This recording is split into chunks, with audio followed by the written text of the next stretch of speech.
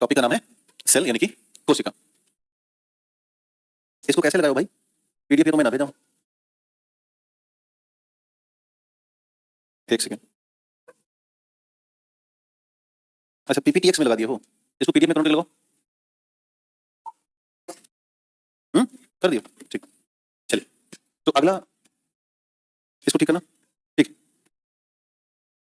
इसको इसका नाम है कोशिका विज्ञान, इसे कहते हैं साइटोलॉजी। तो सेल या साइटोलॉजी। जब बायोलॉजी का पेपर टफ करना होगा तो वो कोशिका से सवाल खड़ा करना शुरू कर सकते हैं। आपको लगभग 1 या 2 सवाल दोनों परीक्षाओं में एईडी और दरोगा में मिल सकता है। तो हमने इसको बहुत ही क्रिस्पी डिजाइन कर रखा है जिससे कि आपका काम बन जाए। तो थोड़ा थोड़ा इसको समझते हैं और ध्यानपूर्वक सीखने की कोशिश करते हैं। ध्यान देना, कोशिका में 70 से 90% पानी है, 10 से 15% प्रोटीन है, 5 से 7% न्यूक्लिक एसिड है, बाकी कार्बोहाइड्रेट लिपिड 2 से 3% होता है और 1% में थोड़ा सा कुछ आयन होते हैं जो इसकी रचना को पूरा करते हैं। यानी अगर इसके हम परसेंटेज को देखें तो सबसे ज्यादा मात्रा में पानी, फिर क्या है 10 से 15 प्रोटीन और फिर क्या है न्यूक्लिक एसिड। तो एग्जाम में ये क्रम से पूछा सकता है कि कोशिका की रचना किससे हुई है। अब दूसरा से पूछ सकते हैं कि कोशिका का सामान्य परिचय बताओ और इसका अध्ययन कैसे हो सकता है। तो अगर हम इसके सामान्य परिचय की चर्चा करें तो सबसे बड़ी बात यह है कि कोशिका शरीर की सबसे सूक्ष्मतम इकाई है और इसे केवल सूक्ष्मतम इकाई ही नहीं कहते बल्कि इसको क्रियात्मक व संरचनात्मक इकाई भी कहते हैं, क्योंकि इन्हीं कोशिकाओं से मिलकर के जो ये कोशिका है, इन्हीं कोशिकाओं से मिलकर के ऊतक बनता है और इन्हीं ऊतकों से मिलकर के अंग बनता है और इन्हीं अंगों से मिलकर के पूरा का पूरा शरीर का विकास होता है। अतः शरीर का जो सबसे छोटा हिस्सा हो गया वो कोशिका हो गया। इतनी बात हम सामान्य रूप में जानते हैं। अब कोशिका को हम अगर बांटें तो दो तरह से, जैसे इस धरती पर 2 ही प्राणी हैं, या तो एनिमल या तो प्लांट। हालांकि एक और मामला है जिसको हम माइक्रो ऑर्गेनिज्म कहते हैं, यानी कि सूक्ष्म जीव, जिनकी चर्चा हम बाद में करेंगे। तो अगर हम कोशिका को सामान्य तौर पर बांटें तो 2 हैं, एक है एनिमल सेल और दूसरी है प्लांट सेल, यानी कि जंतु कोशिका और पादप कोशिका।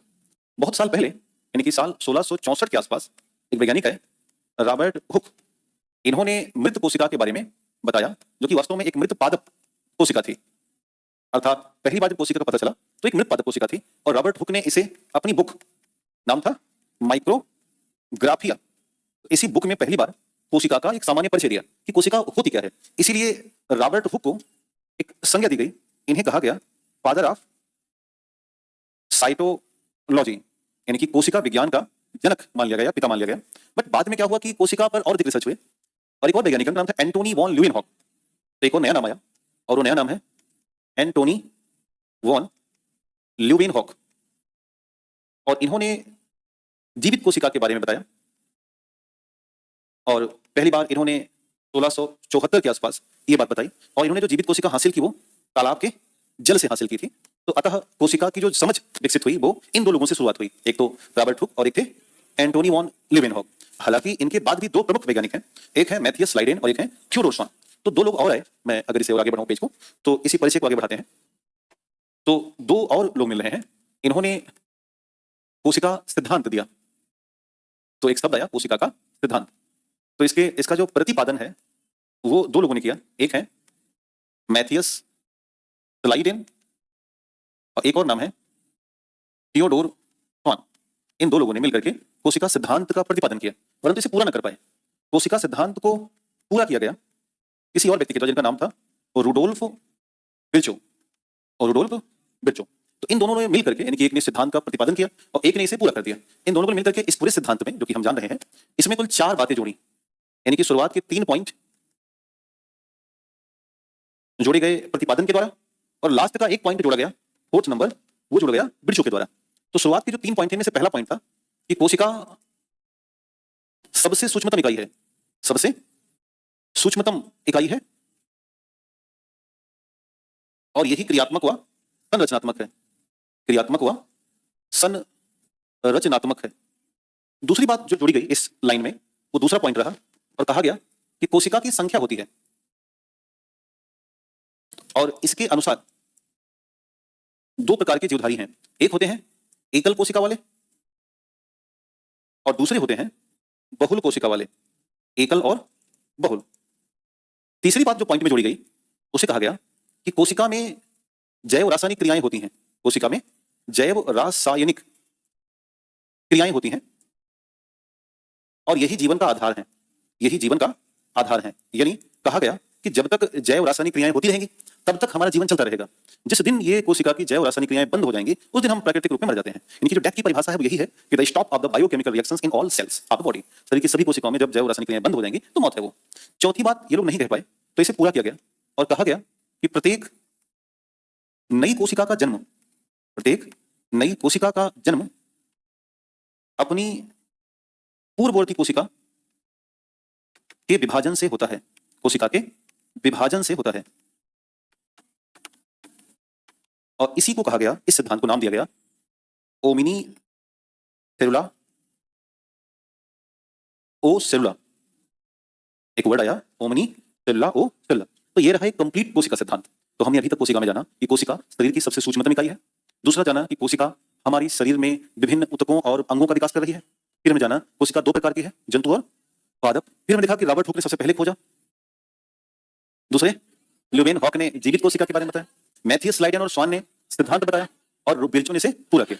तो अब चूंकि हमें जान गए हैं कि कोशिका वास्तव में दो प्रकार की है, एक है जंतु और एक है पादप। तो यदि मैं इसके प्रकार को देखूं और इसे बांटूं तो एक होगी जंतु कोशिका और एक होगी पादप कोशिका।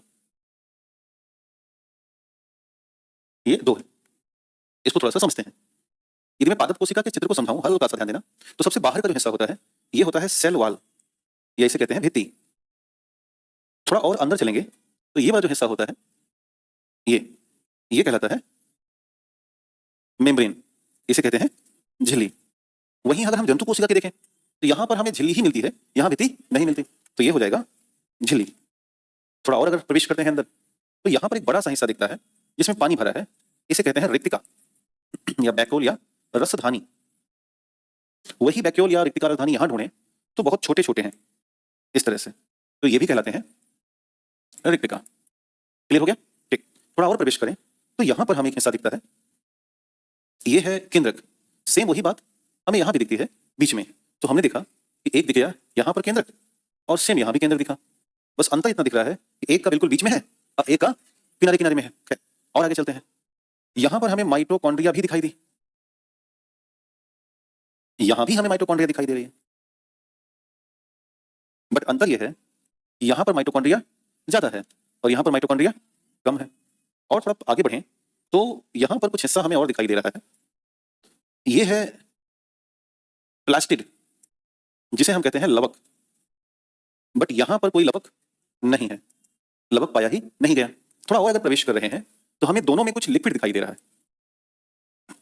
ये जो द्रव है इसे कहते हैं कोशिका द्रव्य। यहां भी हमें कोशिका द्रव्य दिखाई देगा, इस तरह से देखेंगे तो ये भी हो जाएगा कोशिका द्रव्य। तो इस तरह से जो बेसिक बेसिक हमें समझ पकड़नी थी हमने चित्र में देखा। अब इसी के आधार पर दोनों में यदि हम अंतर ढूंढना शुरू करें तो बहुत सारे अंतर हमें मिलना शुरू हो जाएंगे। जैसे यदि मैं इसे दो हिस्सों बांट लूं इस तरह से, और एक तरफ लिख दूं प्लांट सेल और एक तरफ लिख दूं एनिमल सेल, और यहां लिख दूं पार्ट यानी कि भाग, और आपसे मैं सवाल करते चलूं तो आपका सिंपल सा उत्तर होगा। जैसे पहला सवाल है भित्ति का, तो क्या यहां है बट यहां नहीं है, जैसे बंद करते हैं इस सवाल को। दूसरा सवाल है झिल्ली का, यहां है लेकिन कौन सा नंबर है यहां पर, और फर्स्ट और एक ही है ही, बंद कर देते हैं और आगे बढ़ते हैं। प्लास्टिड बताना, यहां है बट यहां नहीं है, यहां पर भी एक में नहीं है जिसका नाम है फंगस। फंगस एक अपवाद है जिसमें नहीं होता लवक। जैसे आपने देखा कुकुर मुत्ता देखा ना, या मशरूम, तो मशरूम कभी हरा नहीं होगा, वो व्हाइट, तो वो अपवाद है, ध्यान रखना है। थोड़ा और आगे बढ़ते हैं। केंद्रक देख करके बताना, यहां पर किनारे है, यहां पर बीच में हो गया। थोड़ा और बढ़ते हैं। रिक्तिका देख करके बताना, यहां एक और बड़ी है, ये तो है पानी भरा है ना बड़ा सा, बट यहां पर कई है लेकिन छोटी है। थोड़ा और आगे बढ़ते हैं। माइटोकॉन्ड्रिया जरा देखो, दोनों में दिखी तो है लेकिन अंतर है ना, इसमें है लेकिन कम है, इसमें है लेकिन ज्यादा है। और एक लास्ट बता देते हैं, संग्रहित भोजन देख लेते हैं। संग्रहित भोजन, तो ध्यान रखिएगा जो प्लांट सेल हैं ये संग्रहण करती हैं फैट व स्टार्च का, और जो एनिमल सेल हैं ये संग्रहित करती हैं फैट व ग्लाइकोजन का। तो बस अगर आप इतना याद कर लेते हैं तो अपने एग्जाम में यहीं से पूछेगा, यहाँ तक कि यूपीएससी तक के एग्जाम में यहीं से पूछता है, बाहर से कोई पूछ ही नहीं सकते वो, कारण कि यही है ही अंतर एनिमल और प्लांट सेल में। तो अब ये हमने जो डिजाइन देखी, ये जो हमने अंतर देखा, इस आधार पर हम चल रहे हैं आपको पढ़ाने कोशिका की संरचना। देखा जाए कि कोशिका कैसे बनी है, उसके भीतर क्या पाया जाता है। तो अगला जो हमारा चैप्टर है वो है कोशिका की संरचना। कोशिका को 3 भागों में बांट करके देखा जा सकता है, एक एक करके हम हर एक भाग को देखते हैं। पहला है कोशिका का आवरण। इसमें 2 हिस्से हैं, एक है कोशिका भित्ति, दिख रहा है, ये केवल कहां पाई गई, अगर हम इसको सिंप्लीफाई करें तो ये केवल पादप में है। दूसरी बात प्रथम परत है। तीसरी बात ये मृत होती है, इसमें जीवन नहीं होता, और मृत होने के नाते यह पूर्ण पारगम्य होती है, अर्थात इससे कुछ भी आ जाए इससे कोई मतलब नहीं है, क्योंकि ये मृत है तो कोई एक्शन नहीं दिखा पाती। कोशिका भित्ति सभी तरह के पादपों में होती है। जैसे अगर आप बड़े पादप की बात करोगे तो इसमें बनी होती है ये सेलुलोज की, इसकी बनी है सेलुलोज की। इसके अलावा बड़े पादप के साथ साथ यदि हम बात करें शैवाल की, तो शैवाल भी पादप में ही आते हैं, इसमें भी ये बनी होती है सेलुलोज की। बट ध्यान रखने वाली बात है, कवक में भी कोशिका भित्ति पाई जाती है, परंतु कवक में ये बनी होती है काइटिन की। किसकी बनी है? काइटिन की बनी होती है। और बैक्टीरिया में भी कोशिका भित्ति होती है, और यदि मैं बैक्टीरिया की बात करूं तो बैक्टीरिया में बनी होती है पेप्टाइडोग्लाइकॉन, पेप्टाइडोग्लाइकॉन से मिलकर बनी होती है, या इसी कहा जाता है न्यूमेरिक अम्ल। क्या बोलेंगे? न्यूमेरिक एसिड के नाम से जानते हैं। अर्थात कोशिका भित्ति 4 स्तर पर दिखाई दी। बड़े पादप यानी कि आम, नीम, महुआ, पीपल, बरगद में बनी है ये सेलुलोज की, शैवाल में बनी है सेलुलोज की, लेकिन कवक में काइटिन और बैक्टीरिया में न्यूमेरिक एसिड। क्लियर हो गया? अब ध्यान देना, दूसरा जो हिस्सा है वो है इस आवरण में कोशिका झिल्ली। क्या है ये? कोशिका झिल्ली। और आपको भली भांति पता है कि कोशिका झिल्ली दोनों में होती है, यानी कि जंतु में भी और वह पादप दोनों में पाई जाती है। दूसरी खास बात क्या है कि कोशिका झिल्ली जीवित होती है, इसीलिए जीवित होने के नाते ये अर्ध पारगम्य कैसी हो जाएगी? अर्ध पारगम्य हो जाती हैं, और इसलिए इनको हम चयनात्मक गुणों वाला मानते हैं। किस रूप में? चयनात्मक गुण के रूप में मानते हैं। कोशिका झिल्ली की एक और खास बात है, वो ये है कि अगर इनका हम बनावट देखेंगे तो इनकी बनावट 2 चीजों से मिलकर बनती है, एक तो प्रोटीन और प्लस में वसा यानी कि लिपिड, वसा यानी कि लिपिड, इन 2 चीजों से मिलकर के बनती है कोशिका झिल्ली। तो भित्ति और झिल्ली का कॉन्सेप्ट संपन्न हुआ। जब हम कोशिका के और भीतर प्रवेश करेंगे तो हमें मिलेगा रिक्तिका, दिखा, या कहते हैं रस धानी। और रिक्तिका के भीतर आप झांक के देखोगे तो मिलेंगे कोशिका के अंग। क्या मिलेंगे? कोशिका के अंग, या कोशिकांग कहलाते हैं। किसी भी कोशिका में 3 तरह के अंग होते हैं, बिल्कुल एकदम। अगर आप ऐसे स्पष्ट लिख के चले गए कॉपी में और इनको याद कर लिए तो मैं केवल उतनी ही बात कर रहा हूं जितनी काम की है। बस आप नोट्स बना लीजिए, मैं वादा कर रहा हूं कि इसके आसपास ही एग्जाम में आएगा। अब मैं 100% तो नहीं बोल रहा हूं, अल्लाह फर्जी की बात नहीं करनी चाहिए, लेकिन मैं 90 जरूर बोल रहा हूं कि आप 80 से 90 के बीच रहोगे। तो बस आप इसको कोशिश कीजिएगा, हर स्तर पर प्रयास करिए, है ना। तो खैर, कोशिका के अंग 3 तरह के हैं। कुछ अंग होते हैं दोहरी झिल्ली वाले, कुछ अंग होते हैं एकल झिल्ली वाले, और कुछ अंग होते हैं बिना झिल्ली वाले। तो एग्जाम में यहीं से सवाल बनना शुरू हो जाएगा कि तीनों की कौन कौन से हैं।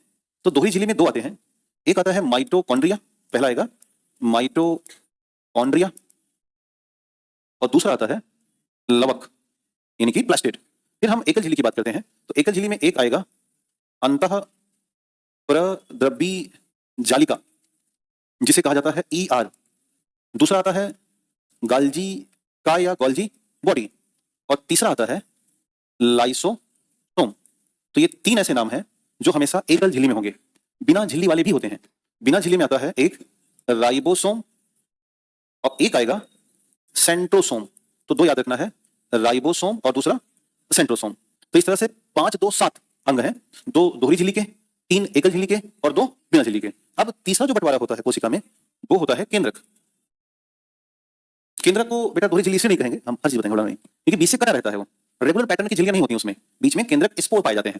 क्योंकि केंद्रक मेन हिस्सा है उसे अलग से हम पढ़ते हैं, और केंद्रक के भीतर ही अध्ययन किया जाता है गुणसूत्र, DNA और RNA। तो किसी भी कोशिका को कुछ ऐसे डिजाइन किया जाता है। यहां पर हमने भित्ति और झिल्ली देख ली है, अब हम प्रवेश कर रहे हैं रिक्तिका में, यानी कि वैक्यूल में। तो वैक्यूल या रिक्तिका की अगर बात करें, या हम रिक्तिका की बात करें, तो पहली बात, यह एक कोशिका का निर्जीव अंग है, भाग है, जिसमें पानी होता है। पादप कोशिका का सबसे बड़ा हिस्सा है, 90% स्थान कौन घेरता है? वैक्यूल। अमीबा में उत्सर्जन के लिए इस्तेमाल होता है, इसका बाह्य भाग झिल्ली से बना होता है, जिसे क्या कहेंगे? टोनोप्लास्ट। तो मे भी एग्जाम में पूछ ले कि रिक्तिका की बाह्य झिल्ली को क्या बोलते हैं। तो जो ये चित्र आपने देखा था अभी, यहां पर ये देखा था ना, तो जो ये है इसको क्या कहेंगे? टोनो प्लास्ट के नाम से जानेंगे। और जैसे ही आप वैक्यूल में प्रवेश करोगे तुरंत आपको ये सारे अंग मिलेंगे, दोहरी झिल्ली वाले, एकल झिल्ली वाले और बिना झिल्ली वाले। फिर से बोलना, क्या नाम है? अंतःपरिवर्ती का, गाल्गी बॉडी, लाइसोसोम, राइबोसोम, सेंट्रोसोम। तो हम एक एक करके सब पर विचार करेंगे। पहला हो जाएगा माइटोकॉन्ड्रिया। अब माइटोकॉन्ड्रिया में 3-4 बातें हमें समझनी है। पहला तो ध्यान रखना है कि इसका थोड़ा सा परिचय हासिल कर लिया जाए। तो परिचय में पहला है यह दोहरी झिल्ली है। परिचय में दूसरा है कि इसे पावर हाउस ऑफ सेल कहते हैं। क्यों कहते हैं? क्योंकि यहीं पर C6H12O6 प्लस O2 का रिएक्शन होगा और बन जाता है ATP plus H2O plus CO2। तो ये बन रही है ऊर्जा। तो जहां ऊर्जा बनेगा उसी क्या कहोगे आप? पावर हाउस कहोगे। दूसरा आपसे पूछ सकते हैं कि इनके खोजकर्ता आदि के बारे में बताओ। तो खोजकर्ता में 2-3 नाम याद रखना है। एक नाम याद रखना, अगर आपसे एक वर्ड आए कि प्रारंभिक खोजकर्ता, तो ये होते हैं रॉबर्ट कोलिकर। क्या होंगे? Robert Kolliker. लेकिन अगर आपसे पूछे कि प्रारंभिक व्याख्याकर्ता, एक वर्ड आएगा व्याख्याकर्ता, तो व्याख्याकर्ता में नाम आएगा रिचर्ड अल्टमन। और अगर आपसे पूछा जाए नामकरण, तो नाम आएगा कार्ल वेंडा। Karl Wanda. इतना ध्यान रखना, प्रारंभिक खोजकर्ता रॉबर्ट कोलिकर, व्याख्याकर्ता रिचर्ड अल्टमन, नामकरणकर्ता कार्ल वेंडा। कोई दिक्कत तो नहीं? ठीक। अब अगर थोड़ा सा और आगे बढ़ें तो आपसे माइटोकॉन्ड्रिया की संरचना से सवाल उठाया जा सकता है, तो थोड़ा सा समझिएगा। माइटोकॉन्ड्रिया, माइटोकॉन्ड्रिया को दोहरी झिल्ली वाला माना जाता है। इसकी एक बाहर की झिल्ली जो काफी चिकनी होती है, बाह्य झिल्ली। थोड़ा अंदर चलेंगे तो इस तरह से उभरी उभरी सी झिल्ली होती है, ये कहलाती है आंतरिक झिल्ली, जो कि बनी कैसी है? अंगुली नुमा है, अर्थात थोड़ी सी मुड़ी मुड़ी है। ये जो मुड़ा हुआ स्थान आपको दिखाई दे रहा है इसे कहते हैं क्रिस्टी। थोड़ा और अंदर चलते हैं, अंदर में लिक्विड भरा हुआ है जिसे हम द्रव्य मानते हैं। माइटोकॉन्ड्रियल द्रव्य मान सकते हो, कोशिका द्रव्य कुछ भी कह सकते हो। यदि हम और पास में देखें तो इसमें डीएनए पाया जाएगा जिसे कहते हैं माइटोकॉन्ड्रियल डीएनए या एमडीएनए। और यही जो होता है आनुवांशिक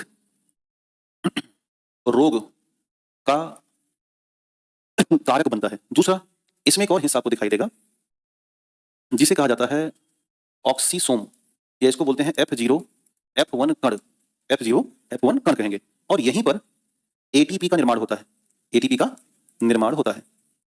एक और खास आपको हिस्सा दिखाई देगा, छोटे छोटे डॉट्स दिखाई देंगे ऐसे ऐसे। ये जो डॉट्स हैं ये वास्तव में राइबोसोम, राइबोसोम। तो ये पूरा का पूरा हिस्सा है। अब ध्यान देना, यहाँ पे एक शब्द आएगा मैट्रिक्स। मैट्रिक्स का मतलब होगा एमडीएनए प्लस राइबोसोम प्लस ऑक्सीसोम। यानी कि अंदर में जितना हिस्सा है सबको अगर इकट्ठा कर लें तो क्या नाम आएगा? मैट्रिक्स नाम आएगा। क्योंकि माइटोकॉन्ड्रिया को जब बहुत ओपन करके देखा गया तो हमें 2 चीजें मिल रही हैं माइटोकॉन्ड्रिया में। क्या क्या? उसे देखते हैं। एक तो हमें दिखाई दिया कि माइटोकॉन्ड्रिया में खुद का डीएनए है, और दूसरा दिखाई दिया माइटोकॉन्ड्रिया में राइबोसोम है।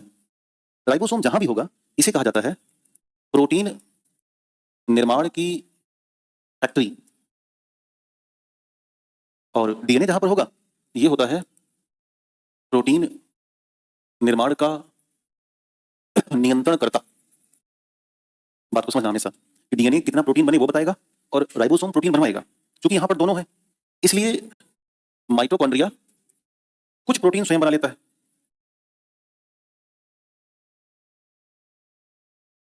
और इसीलिए इसे कहा जाता है सेमी ऑटोनॉमस ऑर्गन, अर्ध स्वायत्त अंग। क्या बोलेंगे?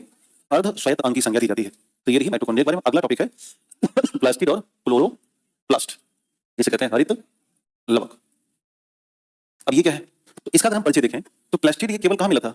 पादप में, जंतु में नहीं है। तो पहला परिचय हो गया कि केवल पादप में। दूसरा परिचय हो गया खोजकर्ता, नाम है अर्नेस्ट हैकल, व्याख्या WS सिंपर, WS सिंपर। इसके 3 प्रकार होते हैं। पहला होता है क्लोरोप्लास्ट या हरित लवक, दूसरा होता है वर्णी लवक क्रोमोप्लास्ट, तीसरा होता है अवर्णी लवक या ल्यूकोप्लास्ट। जिनमें से बात तो तीनों की समझनी है, लेकिन जो सबसे मेन है वो है क्लोरोप्लास्ट या हरित लवक, इसको थोड़ा सा जानते हैं फिर आगे बढ़ा जाए। तो इस हरित लवक की दुनिया को थोड़ा सा क्लियर कीजिएगा। वास्तव में हरित लवक को हम अलग से इसलिए पढ़ना चाहते हैं कि जैसे माइटोकॉन्ड्रिया खुद से डीएनए था, खुद का राइबोसोम था, वैसे हरित लवक में खुद का डीएनए और खुद का राइबोसोम होता है, इसीलिए इनको हम अर्ध स्वायत्त अंग कहते हैं। तो पहला जो हरित लवक में हम परिचय लेंगे, हरित लवक, ध्यान देना, इसकी खोजकर्ता अगर आपसे पूछे जाए तो आपको बताना है WS सिंपर। दूसरा बताना है कि इसमें स्वयं का डीएनए व राइबोसोम है, इसलिए इसे भी क्या कहेंगे, अर्ध सॉरी भाई कह रहा है, स्वयं का बेटा किसी चीज को इस तरह से पढ़ना हर किसी की बूते की बस की बात नहीं है, न पढ़ाना न पढ़ना। मुझे बहुत आसान तब हो जाता जब मैं पीछे भी टाइप लाता और रगड़ते निकल जाता। ये शाम को ना काम ना करेगा मेरा ये दोनों हाथ, क्योंकि जो सेल टॉपिक में पढ़ा रहा हूँ ये कम से कम 7-8 कक्षाओं में होता है। अगर आप कॉपी लेके बैठे होंगे, एक पॉइंट नहीं छोड़ रहा हूँ पूरी कॉपी का कि एक्स्ट्रा हो जा रहा, बात की बात है। तो इसका उद्देश्य यह है कि हमारी भी क्षमता है और प्लस आपके अंदर बूता होना चाहिए इसका मजबूत, कि आप इसे सुनो और सुन करके हजम करने की ताकत दो। सर मजा आ रहा है आना चाहिए। देखो सच्चाई बताएं, जो आपने टॉनिक बैच किया है उसमें से जब आप एग्जाम आएगा देखना 100 में से, मैं दावा कर रहा हूँ, आंसर ने जो भी दावा किया वो किया होगा, मैं पूरा तो मैं नहीं बोल सकता, मैं दावा कर रहा हूँ कि उस टॉनिक बैच में 100 में से ऑन एवरेज 75 से 85 क्वेश्चन आपको डायरेक्ट मिलेंगे। अब सवाल मिलने की बात नहीं है पगला, आपके लगाने की बात है। क्या लगता है आपको कि जितने लोग टॉनिक में बैठे थे सब दरोगा हो जाएंगे? लेकिन ये सच्चाई है कि उसी में से हो जाएंगे, ये भी सच्चाई है ना, उसी में से होंगे। तो अब जितने बजा रहे हैं ये सब हो जाएंगे चलिए जितने नहीं बजा रहे हैं ताली ये भी हो ही जाएंगे, है ना? है?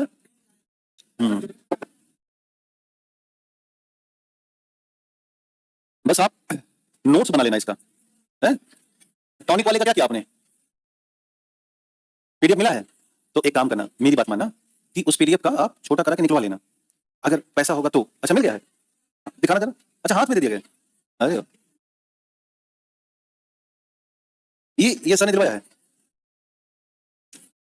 500 है इसमें। अच्छा अलग अलग है, मतलब अद्भुत है, लीजिए 1500 इसमें अभी तो मिलेगा कल। अच्छा इसी में तो सर इधर अधिकारी लोग भी हैं सर, नमस्ते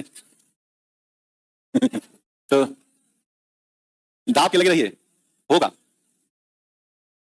देखो भाई असलियत में अगर आप पढ़ दिए तो कोई नौकरी ऐसी है नहीं जो मिले ना, और जब कोई फर्जी वादा करे, जैसे जितने लोग बैठे हो इसमें 90% तो असलियत में ही बैठे हो, नहीं 10 हो सकते हैं मतलब मैं सब तो नहीं कर सकता ना, अपवाद तो रहते हैं।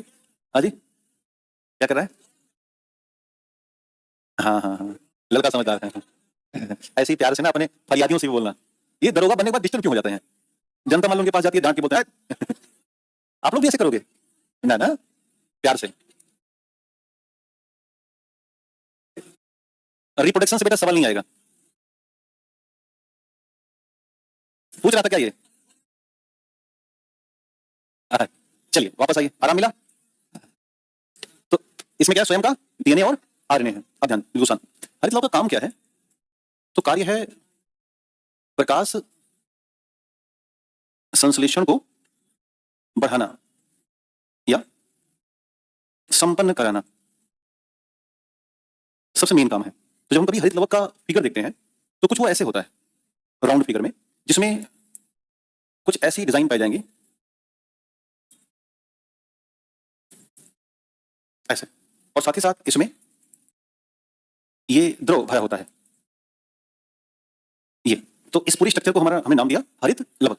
तो ये जो हिस्सा है पूरा का पूरा हिस्सा इसे कहते हैं ग्रेना, क्या बोलेंगे, ग्रेना। और अगर हम एक की बात करें इंडिविजुअल एक, तो जो एक हिस्सा है इसे कहा जाएगा ग्रेनम, क्या बोलेंगे, ग्रेनम। तो जो पूरा है वो है ग्रेना, पूरी बिल्डिंग ग्रेना, और एक बिल्डिंग ग्रेनम।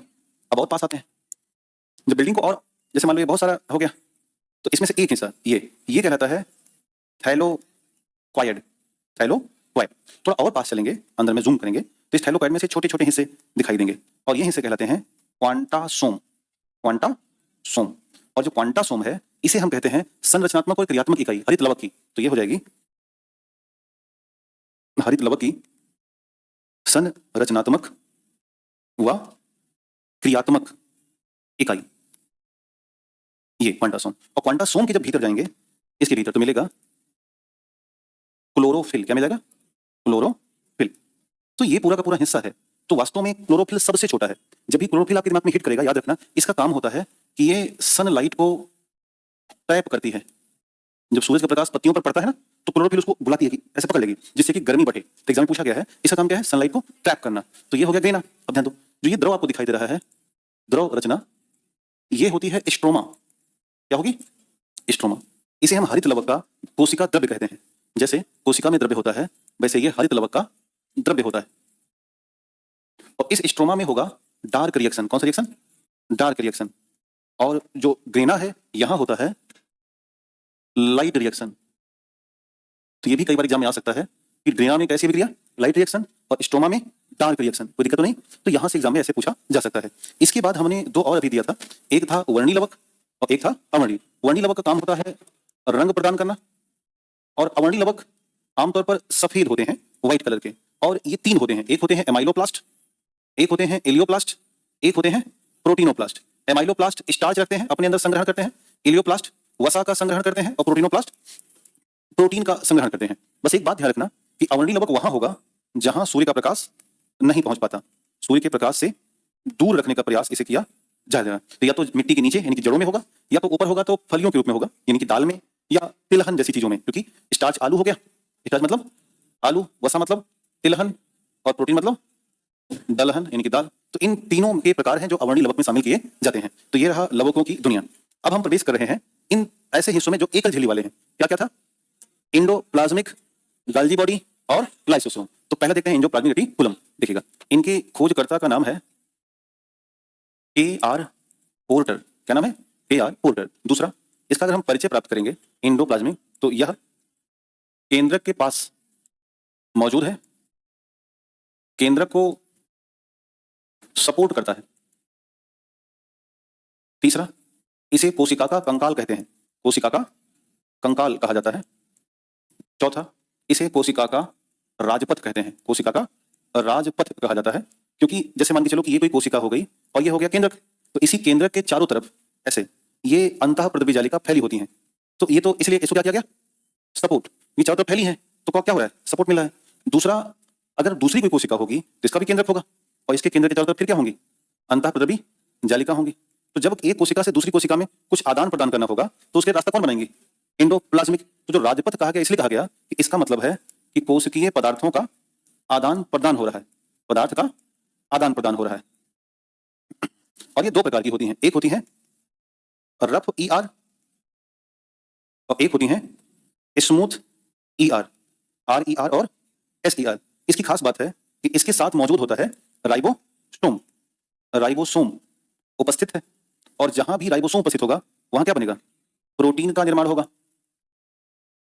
और यहां पर ध्यान देना, राइबोसोम उपस्थित नहीं है, और राइबोसोम जब नहीं है तो यहां पर निर्माण होगा लिपिड का, लिपिड या वसा का, या वसा का निर्माण होता है। तो ये कुछ खास बात रही आरईआर और एसईआर में। एसईआर में एक और खास बात है कि ये डिटॉक्स का कार्य करता है, अर्थात जब बॉडी में जहर आ जाता है तो एसईआर उसको सोख लेता है, एब्जॉर्ब कर लेगा, जिससे कि इंसान मरने ना पाए। अब वही बात है, ज्यादा खा लिया तो बात की बात है, लेकिन नॉर्मली अगर बॉडी में पॉइजन आया है तो एसईआर उसको डिटॉक्स करता है, उसको खत्म करने का प्रयास करेगा। अगला हिस्सा था गोल्जी बॉडी। इसकी जो खोज करता है वो है कैमिलो गोल्जी। और अब अगला जो परिचय होगा इसका वो ये होगा कि गोल्जी काय भी केंद्र के पास मौजूद है, केंद्र के पास मौजूद है, और एक थैलीनुमा रचना है, थैलीनुमा रचना है। तो सवाल है कि इसका काम क्या होने वाला है? तो इसका कार्य है कि ये प्रोटीन की पैकिंग करता है, प्रोटीन की पैकिंग करेगा, और दूसरा प्रोटीन में आवश्यक बदलाव करता है, प्रोटीन में आवश्यक बदलाव करेगा जो इसको लगता है। इसीलिए इसे कई बार हम यातायात प्रबंधक या ट्रैफिक कंट्रोलर अथवा पुलिस के नाम से जानते हैं, ट्रैफिक हवलदार, जो भी आप कहना चाहो कह सकते हो, इस कैटेगरी में पूछा जाएगा। अगला हिस्सा है लाइसोसोम। इसकी खोज करता है, बताओ जरा, सी.डी. डुबे। सी.डी. डुबे। इसका परिचय ध्यान देना, जब भी लाइसोसोम का निर्माण होगा हमेशा वो गोल्जी बॉडी से होगा, ज्यादातर, बहुत रेयर केस में वो निर्माण होगा इंडोप्लाज्मिक रेटिकुलम से। तो जो परिचय है वो ये है कि इसका जन्म या निर्माण, इसका निर्माण गाल्जी काय से होता है। दूसरी खास बात यह है कि इसका कार्य है कोशिका में मौजूद जैविक अपशिष्ट को समाप्त करना, जैविक अपशिष्ट को नष्ट करना, और उद्देश्य क्या है? साफ सफाई करना, अर्थात कोशिका में कोई दिक्कत ना आने पाए। और इस पूरी साफ सफाई के लिए ये इस्तेमाल करता है पावरफुल एंजाइम, है ना, जिसके पास होता है हाइड्रोलिटिक एंजाइम, जिसके द्वारा ये ऐसा काम कर पाता है कि कोशिका में कुछ भी खराब चीज है, मरा हुआ है, तो वो बायोलॉजिकल वेस्ट कहलाएगा, और उस बायोलॉजिकल वेस्ट को खत्म करना है तो मुख्य भूमिका लाइसोसोम की है। अब सवाल है कि कई बार लाइसोसोम डिस्टर्ब हो जाता है, यानी कि अगर हम लाइसोसोम को थोड़ा और आगे बढ़ाएं तो लाइसोसोम कई बार अपना नियंत्रण खो बैठता है, और जब ये आउट ऑफ कंट्रोल हो जाता है तो इस समय इसे कहा जाएगा सुसाइड बैग, आत्महत्या की थैली नाम देते हैं। और वास्तव में इसके सुसाइड बैग बनने के लिए जो प्रेरणा प्राप्त होती है वो होती है माइटोकॉन्ड्रिया से प्रेरणा, तब ये बनेगा सुसाइड बैग, और ये फिर पूरी कोशिका को नष्ट कर देता है। और अगर पूरी कोशिका को नष्ट कर देगा तो खुद थोड़ी बचेगा, खुद भी नष्ट हो जाएगा। और इस पूरी प्रक्रिया को कहते हैं एपोप्टोसिस। क्या बोलेंगे? एपोप्टोसिस की संज्ञा दी जाती है। तो ये रही बात इन तीनों की, एंडोप्लाज्मिक, गोल्गी बॉडी, लाइसोसोम, और lysosome as a suicide bag. अब हमारे पास दो और बचे हैं, राइबोसोम और सेंट्रोसोम। अगर हम राइबोसोम की खोजकर्ता की बात करें तो वो है जॉर्ज ई पैलेडे, पता है? ये होते हैं जंतु में, एक और नाम मिलेगा और रॉबिन्सन व ब्राउन, ये मिलते हैं पादप में। ये दो नाम ध्यान दीजिएगा, जॉर्ज ए पैलेडे मिलेंगे जंतु में, रॉबिन्सन ब्राउन मिलेंगे पादप में। इसलिए राइबोसोम का अगर हम परिचय प्राप्त करें तो पहली बात तो इसे कहा जाता है पैलेडे कण। क्यों ऐसा कहा गया? पैलेडे ने इसके बारे में बताया, छोटा छोटा होता है इसलिए पार्टिकल है ये। दूसरा, इसे प्रोटीन निर्माण की फैक्ट्री कहा जाता है। एक और परिचय इसका है, वो है इसे कोशिकांगों का कोशिकांग कहते हैं। ऐसा इसलिए क्योंकि ये वास्तव में कोशिकाओं के जो कोशिकांग होते हैं उनके भीतर है। जब आप कभी माइटोकॉन्ड्रिया पढ़े होंगे तो देखा था, वहां पर ये था। जब आप हरित लवक पढ़ रहे थे तो भी वहां पर था ये। जब आप अभी रफ ईआर पढ़ रहे तो भी वहां पर था, और आगे चल के जब आप केंद्रक पढ़ेंगे तो भी ये भाई साहब मिलेंगे, 4 जगह पर रहेगा। तो एग्जाम में कई बार ये पूछ सकता है कि राइबोसोम कहाँ नहीं होता, इनको छोड़ के और कहीं नहीं होता, यहाँ पर ये रहेगा ही रहेगा। अब ध्यान देना, ये 2 तरह के होते हैं टाइप, एक होता है तत्परयस, एक होता है अस्यस। तत्परयस सूक्ष्म है, अस्यस विस्तृत है। ये पाए जाते हैं माइटोकॉन्ड्रिया में, हरित लवक में, प्रोकैरियोटिक कोशिका में, और ये पाए जाएंगे बड़े व विकसित पादप व जीव धारी यानी कि जानवर में। तो 70 हो गया और 80 हो गया। 70 का जो एग्जाम में पूछेगा यही पूछेगा, 3 याद रखिएगा, है ना, माइटोकॉन्ड्रिया, हरित लवक और प्रोकैरियोटिक। 80 के सभी बड़े और विकसित आकार के पादप। इसके बाद है एक और हिस्सा जिसको बोलते हैं सेंट्रोसोम। सेंट्रोसोम, खोजकर्ता का नाम बताना जरा। टी बोबेरी। क्या नाम है? टी बोबेरी। और इसका परिचय है कि यह कोशिका विभाजन में मदद करता है। एक और खास बात है कि इसमें एक संरचना पाई जाती है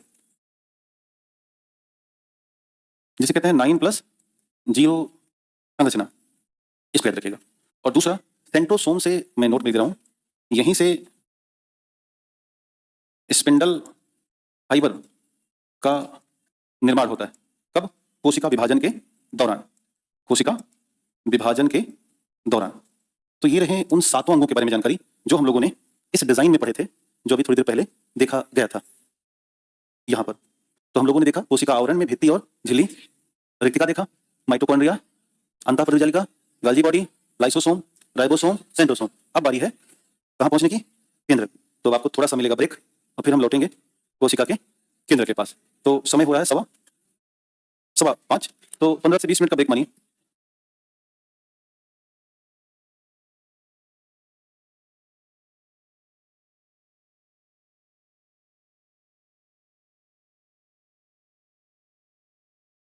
लाइव हो गया।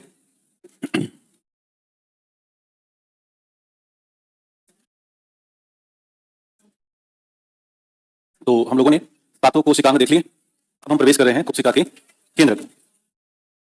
तो हमने जंतु कोशिका में देखा था एकदम बीचों बीच में एक हिस्सा है जिसे कहा गया था केंद्र।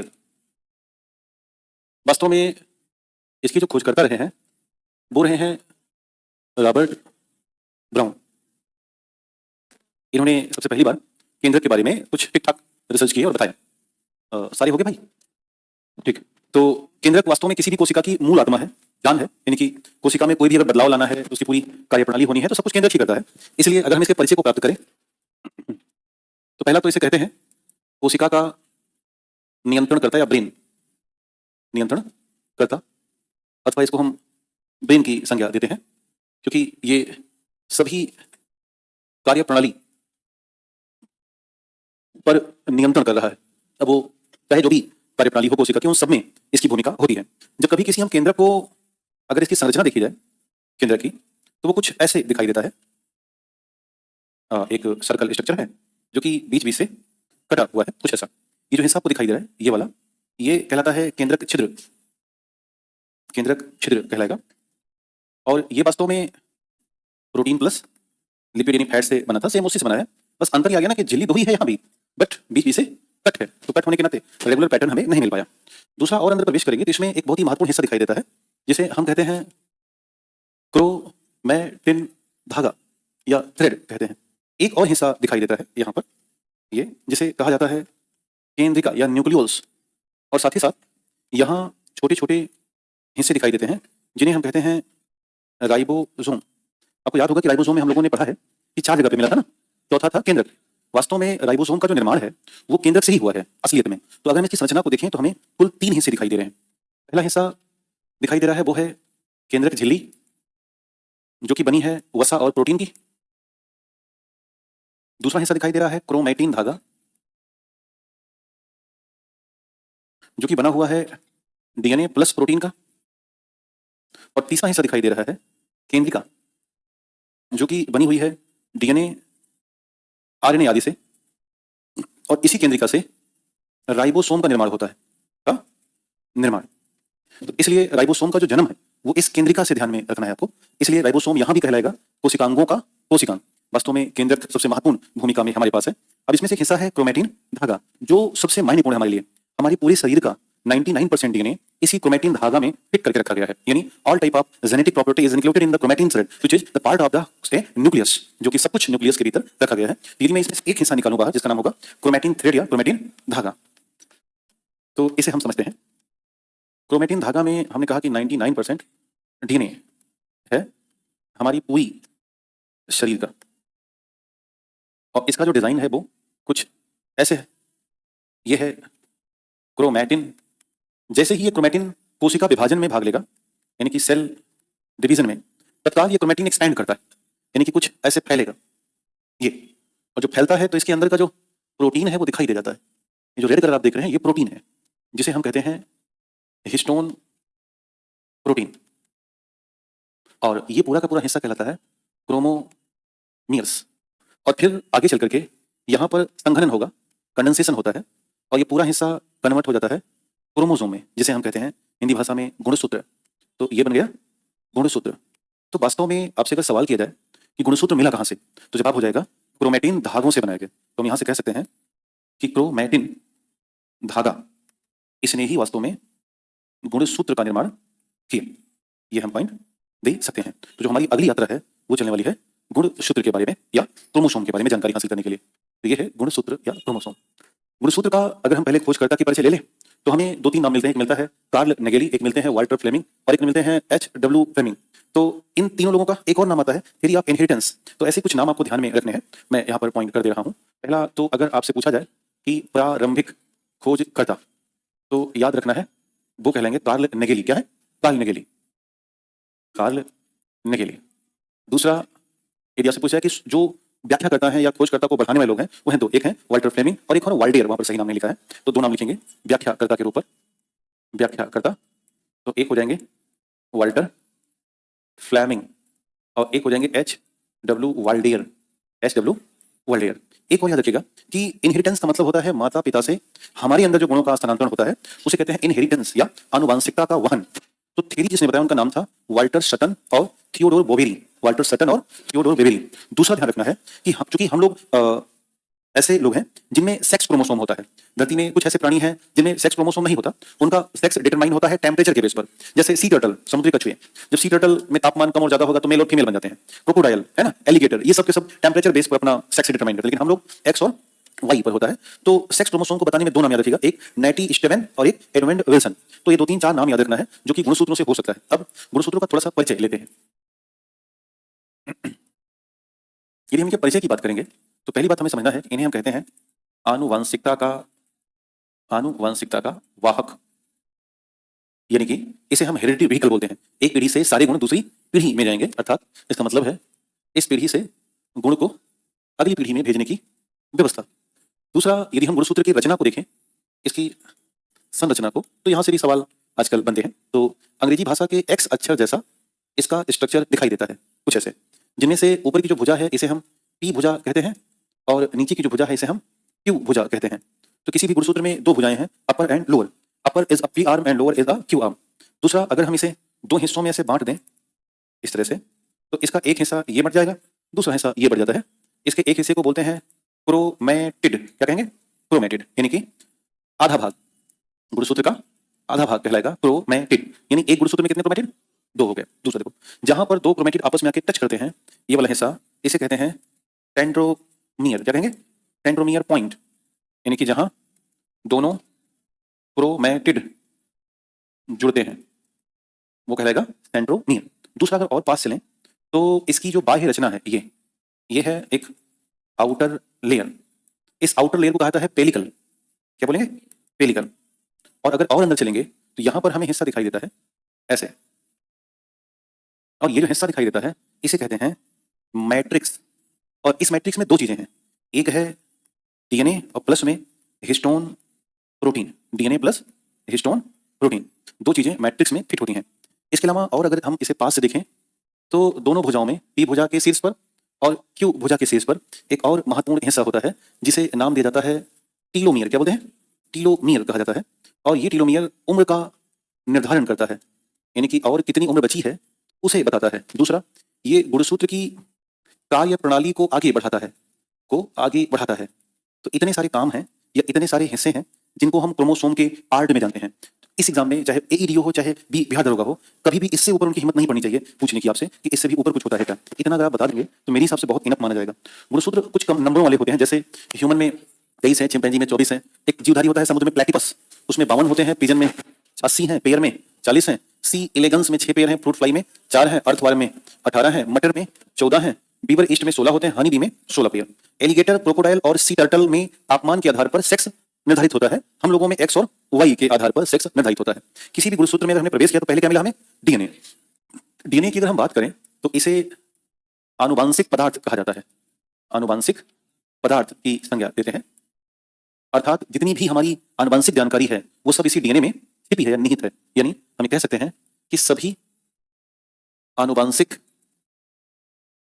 जानकारी निहित होती है, इसलिए इसको नाम दिया गया आनुवंशिक पदार्थ। किसी भी डीएनए में कुल 4 क्षार होते हैं और इन 4 क्षारों में नाम है, एक है एडेनिन, एक है ए, एक होता है ग्वानिन जी, एक होता है साइटोसिन, ये है सी, और एक है थायमिन और ये होता है टी। ध्यान रखना कि जो ए है ये टी से कनेक्टेड होता है और जो जी है वो टी से कनेक्टेड होता है ट्रिपल बॉन्ड से, एक डबल बॉन्ड और एक ट्रिपल बॉन्ड से कनेक्टेड होता है।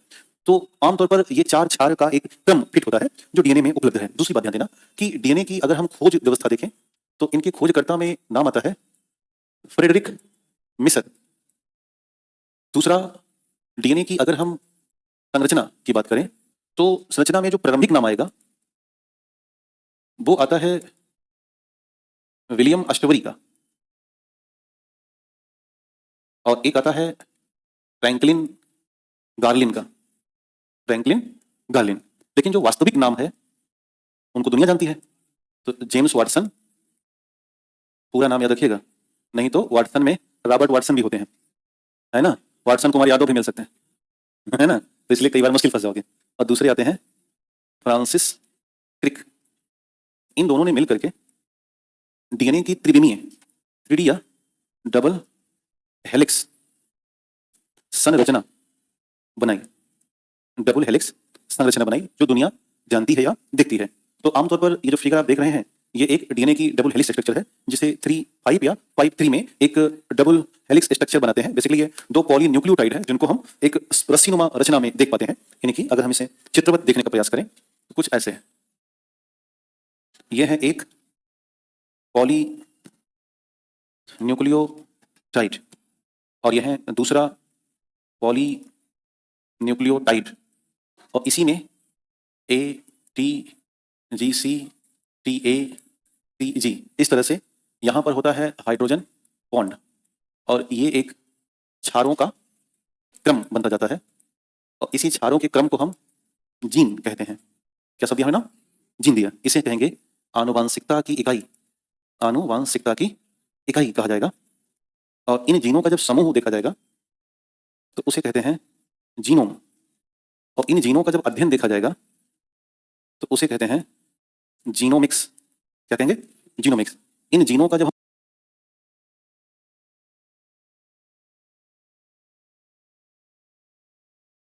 हम कोड देखेंगे तो इसके बारे में बताया था डॉक्टर हर गोविंद खुराना साहब ने, है ना, इन्होंने फिट किया था जेनेटिक कोड। तो हमने क्या क्या देखा, समूह को जीनोम कहा, अध्ययन को जीनोमिक्स कहा, और इनका जब कोडिंग किया गया तो बताया किसने, डॉक्टर हरगोविंद खुराना ने। तो ऐसे ही कुछ बातें आपसे डीएनए के बारे में वो पूछ सकते हैं। इसके बाद एक और हिस्सा है जिसे कहते हैं आरएनए, राइबो न्यूक्लिक एसिड। तो आरएनए का यदि मैं खोजकर्ता से शुरू करूं तो वही होंगे फ्रेडरिक मिसर,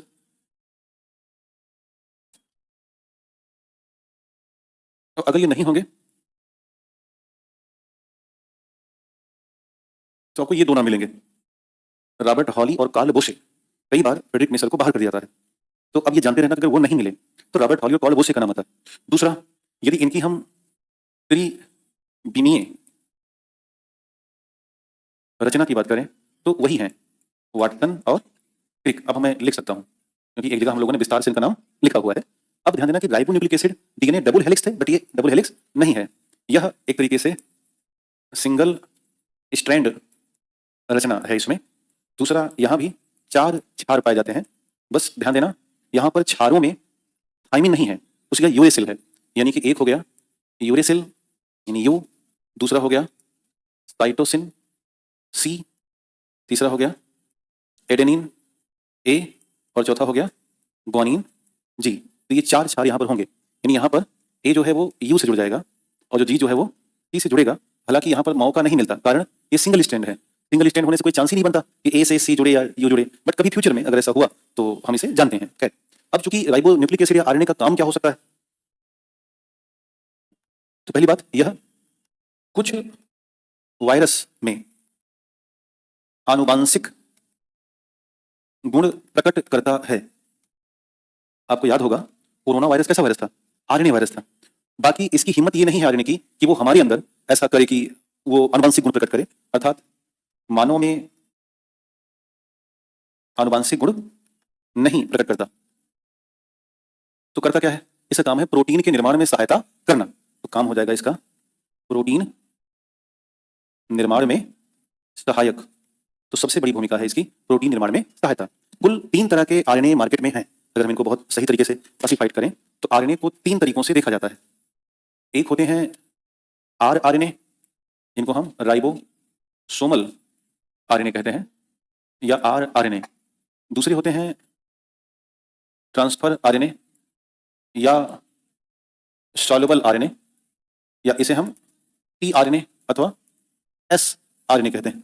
और तीसरे हैं मैसेंजर आरएनए या एमआरएनए कहते हैं। तो 3 तरह के आरएनए हमारे पास हैं, राइबोसोमल या आरएनए, दूसरे हैं टीआरएनए या एसआरएनए, तीसरे हैं मैसेंजर आरएनए या एमआरएनए। 80% अकेले ये होते हैं 10 से 15% ये होते हैं, 5 से 10% ये भाई लोग हैं। यानी कि सबसे ज्यादा कौन है? आरएनए। यह राइबोसोम के साथ मिलकर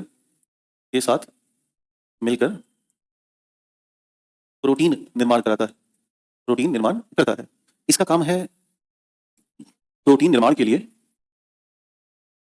अमीनो अम्लों का ट्रांसफर करना, अमीनो एसिड का ट्रांसफर करना। और इसका काम है डीएनए के संदेश को राइबोसोम तक पहुंचाना, जिससे प्रोटीन बने। तो ये काम है। इसके साथ एक बड़ी समस्या है इस वाले के साथ। एमआरएनए वास्तव में जो बन रहा है ये बनता है डीएनए से। इसका जब निर्माण हम करेंगे तो वो हो जाता है डीएनए से। तो दूसरी सबसे बड़ी समस्या क्या है कि सबसे कम जीवन काल है इसका, अर्थात कुछ ही मिनटों में मारा जा सकता है। तो एक बात आपने यहाँ पर देखी कि आरएनए का निर्माण डीएनए से हो रहा है। तो ऐसा हो सकता है दरअसल कई बार डीएनए से आरएनए भी बन जाता है, कई बार आरएनए से डीएनए बन जाता है, कभी बार डीएनए से डीएनए बनना ही है, आरएनए से आरएनए बनना ही है। तो कई सारे शब्दों का उपयोग हम करते हैं। जैसे एक शब्द है बायोलॉजी ट्रांसलेशन, एक शब्द है बायोलॉजी ट्रांसक्रिप्शन, इसको सही कर लेते हैं, क्रिप्शन। एक शब्द है रिवर्स बायोलॉजी क्रिप्शन,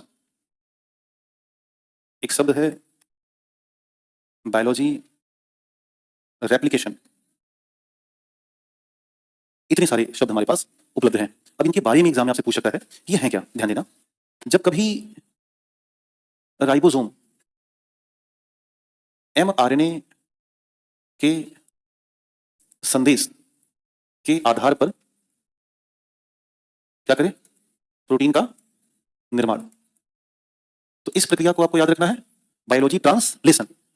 जब कभी डीएनए से आरएनए का निर्माण हो तो इसे याद रखना है बायोलॉजी ट्रांसक्रिप्शन। जब कभी आरएनए से डीएनए का निर्माण हो तो इसे याद रखना है रिवर्स ट्रांसक्रिप्शन। जैसे कोरोना में हम लोग कहते थे आरटी पीसीआर की जांच कराते थे ना, तो उसमें कोरोना के आरएनए को डीएनए में चेंज करते थे, तो उसका मतलब था रिवर्स ट्रांसक्रिप्शन। छोटे को बड़ा कर लेते थे, तो छोटे को बड़ा कर लिया तो पॉलीमर हो गया, तो पॉलीमरेज चेन रिएक्शन करते थे, तो आरटी पीसीआर कहलाता था। और जब हम डीएनए से डीएनए अथवा आरएनए से आरएनए बनाने लगे तो ये कहलाता है रेप्लिकेशन। रेप्लिका का मतलब होता है प्रतिलिपि, यानी कि ठीक इसके जैसा ही एक नया बना दें तो ये रेप्लिका कहलाएगा। तो डीएनए के जैसा ही नया डीएनए तो कहलाएगा रेप्लिकेशन। तो उम्मीद है इसे आप याद रखोगे। एक कोशिका होती है प्रोकैरियोटिक, एक कोशिका होती है यूकैरियोटिक। अभी जो कोशिका आप पढ़ रहे थे वो यूकैरियोटिक थी। थोड़ा सा प्रोकैरियोटिक समझिएगा फिर मैं यूकैरियोटिक समझाता हूँ। ध्यान देना, प्रोकैरियोटिक में कुछ खास बातें होती हैं, यानी कि कुछ इनका फिगर आपको समझना होगा। जैसे मैं इनके चित्र को मैनुअली आपको समझाता हूँ। अभी तक जो मैंने चित्र आपको पहले बताया था वो यूकैरियोटिक का था। प्रोकैरियोटिक कोशिकाएं उतनी विकसित कोशिकाएं नहीं होती हैं, ये शुरुआती कोशिकाएं हैं और ये कुछ ऐसी बनी होती हैं, ऐसे। और ये हिस्सा हो गया और कुछ ऐसा हिस्सा, और थोड़ा सा इसमें पानी भर देते हैं। तो ये जो चित्र आप देख रहे हैं ये किसी भी प्रोकैरियोटिक कोशिका का है, जिनके हिस्सों के बारे में आपसे पूछा जा सकता है।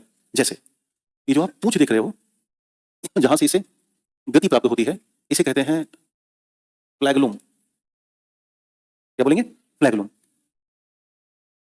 ये आप एक कांटेदार रचना देख रहे हैं, यहाँ पर दिख रहा होगा साइड साइड से, यहां से ये स्थिरता प्रदान करता है, इसे कहते हैं इलिया। थोड़ा सा और अंदर चलेंगे तो सबसे बाहर जो है ये है सेल वॉल, यानी कि भित्ति। थोड़ा और अंदर चलेंगे तो ये वही है जो आपको पहले मिला, झिल्ली, यानी कि मेम्ब्रेन। थोड़ा और अंदर चलेंगे ये वही लिक्विड है जिसे कहा गया था साइटोप्लाज्म, यानी कि कोशिका द्रव्य, कोशिका द्रव्य। ये जो छोटे छोटे भाई लोग दिख रहे हैं ब्लैक ब्लैक कलर में, ये है राइबोसोम। कौन से? 70 यस वाले राइबोसोम। ये जो आपको व्हाइट कलर दिख रहा है इसको बोलते हैं केंद्रिका। क्या बोलेंगे? और इसी में मौजूद है डीएनए। बट ध्यान देना इनका डीएनए ऐसा है, सर्कुलर। आमतौर पे डीएनए कैसे होता है? एक लंबा होता है, लेंथ वाला, बट इधर ऐसा, इधर का डीएनए सर्कुलर है। तो बस इतना आपको ध्यान रखना है, उम्मीद है भूलेगा नहीं। इस प्रोकैरियोटिक में वाल भी होता है, मेम्ब्रेन भी होता है, प्लाज भी होता है, राइबोसोम होता है, पूंछ होती है, सिलिया होती है, केंद्रिकम, और कोई अंग नहीं होता, यानी इसमें कोशिकांग नहीं होते, कोशिकांग नहीं है, यानी कि माइटोकॉन्ड्रिया नहीं है, अंतःप्रदिजालिका नहीं है, गल्जी बॉडी नहीं है, राइबोसोम तो है, सेंट्रोसोम नहीं दिखा, केवल राइबोसोम दिखा, वो भी छोटका वाला 70 प्रकार का। तो ऐसे बहुत सारे प्रोकैरियोटिक हैं जिन्हें आपको याद रखना है, जैसे ब्लू ग्रीन एल्गी, सीरियम coli, lactobacillus, streptococcus, archaea, mycoplasma, clostridium और बैसिलस। ध्यान देना, yeast, amoeba, protozoa, paramecium is a unicellular eukaryotic.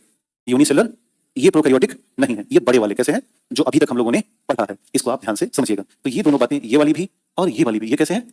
ये प्रोकैरियोटिक हैं। तो ना कई बार इनके याद रखना, इनको ईस्ट, अमीबा, प्रोटोजोआ, पैरामीशियम, ये प्रोकैरियोटिक नहीं होते, ये होते हैं यूकैरियोटिक। खैर समझ गए होंगे। अब ध्यान दो, सबसे लास्ट चैप्टर है वो है कोशिका का विभाजन। कोशिका का विभाजन, आपको याद होगा एक नाम मिला था रास्ते में, रुडोल्फ बिर्चो। इन्होंने कोशिका विभाजन के बारे में बताया। रुडोल्फ बिर्चो ने कहा कि प्रत्येक नई कोशिका का जन्म पुरानी कोशिका के विभाजन से होता है। दो तरह का विभाजन है, एक होता है माइटोसिस, एक होता है मियोसिस। हिंदी में कहते हैं समसूत्री और अर्धसूत्री। समसूत्री और अर्धसूत्री। एक बात समझना, फिर मैं आपको इन विभाजन को बताता हूं। देखो, अगर कोई व्यक्ति है लाइक रमेश, तो इनकी शरीर में दो तरह की कोशिकाएं हैं। एक है जिन्हें कहते हैं सोमैटिक सेल, और एक है जिन्हें कहते हैं रिप्रोडक्टिव सेल। क्योंकि रमेश है तो इनमें रिप्रोडक्टिव की जगह पे स्पर्म, और सोमैटिक सेल में त्वचा, हड्डी, मांस या पूरी शरीर, जितना कुछ है वो सब क्या है? Somatic cell. और स्पर्म है रिप्रोडक्टिव सेल। जब हम रिप्रोडक्टिव सेल की बात करेंगे तो इसमें केवल 23 गुणसूत्र होगा, और जब सोमैटिक सेल की बात करेंगे तो इसमें पूरा का पूरा 46 गुणसूत्र होगा। जब 23 लिखेंगे तो केवल यन लिखेंगे, और जब 46 लिखेंगे तो 2 यन लिखेंगे। तो जब सोमैटिक सेल की बात होगी तो 2 यन, रिप्रोडक्टिव की बात होगी तो 1 यन। 23 और 46 आप लौटते हैं। तो अब यहाँ पर ध्यान देना कि जो समसूत्री विभाजन है, मिटोसिस, ये अगर इसकी पहली चर्चा हम करें तो यह सोमैटिक सेल में होता है। दूसरा, अगर हम अर्धसूत्री की बात करें तो पहली बात इसकी है, यह रिप्रोडक्टिव सेल में होता है, यानी स्पर्म या एग में जो सेल डिवीजन होगा वो होगा मियोसिस, अर्धसूत्री, और जो हाथ पैर में विभाजन होगा वो समसूत्री। इसमें एक मात्र कोशिका 2 पुत्री कोशिका बनाएगी, और इसमें एक मात्र कोशिका 4 पुत्री कोशिका बनाएगी। तो दूसरी बात करें तो एक मात्र कोशिका 2 पुत्री कोशिका में बढ़ती है, का विकास करती है। और देखना तो यहां भी 2 यन है, यहां भी 2 यन है, तथा दोनों के गुणसूत्र समान, यानी कि 46। इधर देखते हैं, एक मात्र कोशिका कितने? 4 पुत्री कोशिका का विकास करती है, और मात्र में 46 है, लेकिन पुत्री में क्या हो जाएगा? 23। 2 यन और यन। यहां से यहां आने में केवल एक चरण लगा, बट यहां से आने में, तो यहां कह सकते हैं एक चरणीय है और ये 2 चरणीय है। एक चरणीय और 2 चरणीय। इस तरह से हमने दोनों प्रकार के विभाजन को समझा। याद रखना, इन दोनों के बीच में भी एक होता है जिसे हम असूत्री कहते हैं। क्या बोलेंगे? और वो वायरस में, किसमें होगा? तो अगर हमें वायरस का पूछा जाएगा, वायरस में यदि सेल डिवीजन पूछा जाए, याद रखना असूत्री, ए माइटोसिस या असूत्री कई बार पूछा जा सकता है, क्योंकि वायरस सजीव और निर्जीव के बीच के होते हैं, तो इसलिए इनका विभाजन भी कुछ अलग तरीके से होगा। हाँ, केवल वायरस याद रखना, बाकी तो हमारे पास जीवधारी हैं।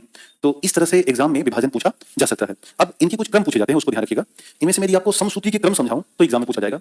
देखो, समसूत्री विभाजन का क्रम, तो सबसे पहला जो क्रम होता है उसे कहा जाता है इंटरफेज। इसे कहते हैं विभाजन से पूर्व की अवस्था। क्या कहेंगे? यह है विभाजन से पूर्व, से पूर्व। इसमें कोशिका का आकार बड़ा हो जाता है और इसके बाद ये दो हिस्सों में बटेगा। एक होगा केंद्रक का विभाजन, क्योंकि किसी कोशिका का मूल क्या है, केंद्रक, और दूसरा होगा कोशिका द्रव्य का विभाजन। कोशिका द्रव्य का विभाजन, जो कोशिका द्रव्य का विभाजन है ये कहलाता है साइटोकाइनेसिस, और जो केंद्रक द्रव्य का विभाजन ये कहलाता है काइरोकाइनेसिस।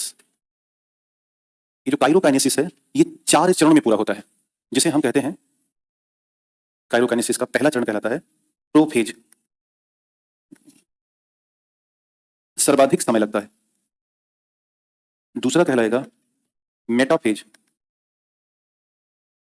गुणसूत्र सबसे अस्पष्ट दिखाई देते हैं, सबसे अस्पष्ट हो जाते हैं।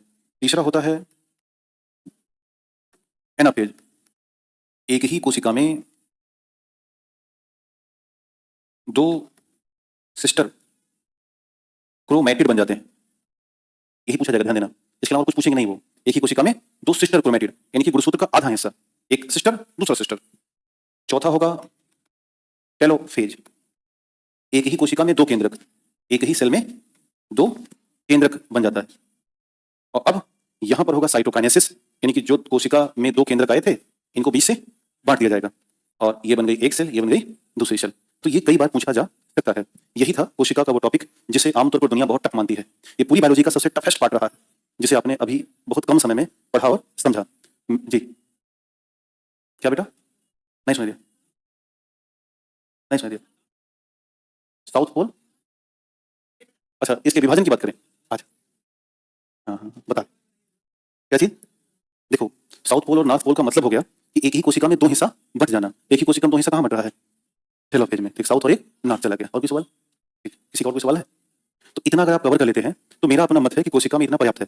इसे आप नोट्स बनाइएगा और बहुत ही कम समय में हमने कुछ भी छोड़ा नहीं है। अब 1-2 पॉइंट मालूम नहीं हुआ होगा तो उसकी बात नहीं, वो उतना महत्वपूर्ण भी नहीं है। बाकी लगभग जितनी कॉपी में है वो दोहरा ली है।